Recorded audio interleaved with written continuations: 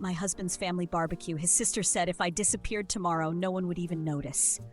So I did. That was the moment everything changed. My name is Rachel.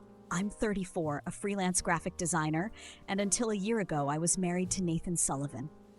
We met in college, me, a coffee-slinging design student barely making rent, and him, a polished business major with a credit card for every day of the week.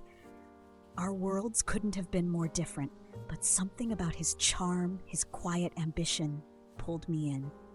3 months after we started dating, we were inseparable. 1 year later, we were married.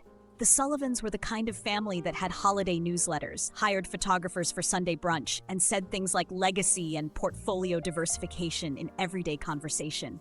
Nathan's father, Lawrence, was a self-made millionaire who ran a regional marketing empire.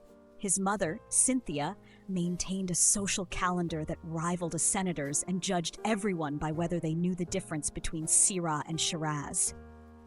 Then there was Harper, Nathan's older sister, a real estate tycoon by 30 and the unofficial gatekeeper of who was Sullivan enough. I was never Sullivan enough. When I first entered their orbit, I thought I had something to prove. I baked desserts for family dinners. I dressed the part, expensive fabrics, muted colors, never anything too bold.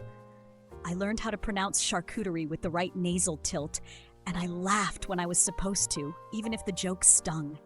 Nathan told me I was overthinking things. They mean well, he'd say. It just takes time. But no amount of time changed the fact that I was the outsider. The first few years of marriage blur by in a cycle of compromise.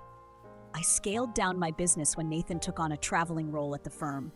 I managed the home, made polite conversation at Sullivan events, and smiled through every passive-aggressive jab Harper threw my way. It was exhausting, quietly eroding me, piece by piece.